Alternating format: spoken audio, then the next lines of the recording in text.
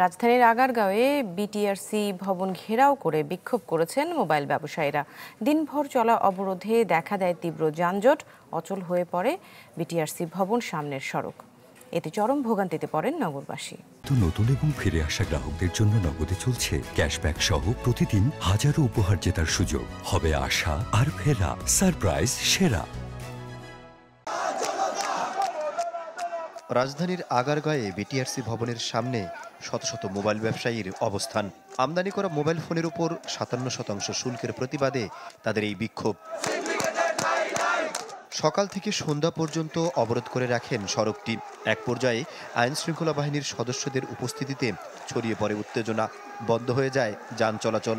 এতে চরম দুর্ভোগে পড়েন যাত্রীরা।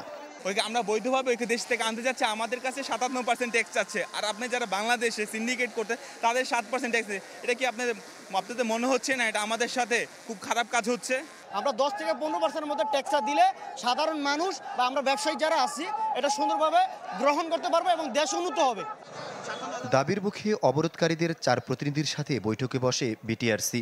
3 ঘন্টার বৈঠকেও আসেনি কোনো সমাধান।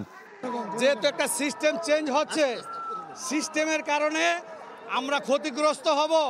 এই জন্য এই সিস্টেমটা আপনি 6 মাস সময় দেন, 6 মাসের মধ্যে যাতে আমরা রেডি হইয়া আমরা ব্যবসাটা শুরু করতে পারি। 6 মাস পর্যন্ত আমরা যেইভাবে আসি সেইভাবে আমাদেরকে থাকতে দেন। এই মিটিংয়ে বসেছিলাম, আমরা আশাহত হয়েছি। এদিকে শিক্ষা ভবনের সামনে সড়ক অবরোধ করে বিক্ষোভ করেন 7 কলেজের শিক্ষার্থীরা। দাবি জানান দ্রুত বিশ্ববিদ্যালয় অধ্যাদেশ জারির। আহমেদ সোহাগ, চ্যানেল 24, ঢাকা।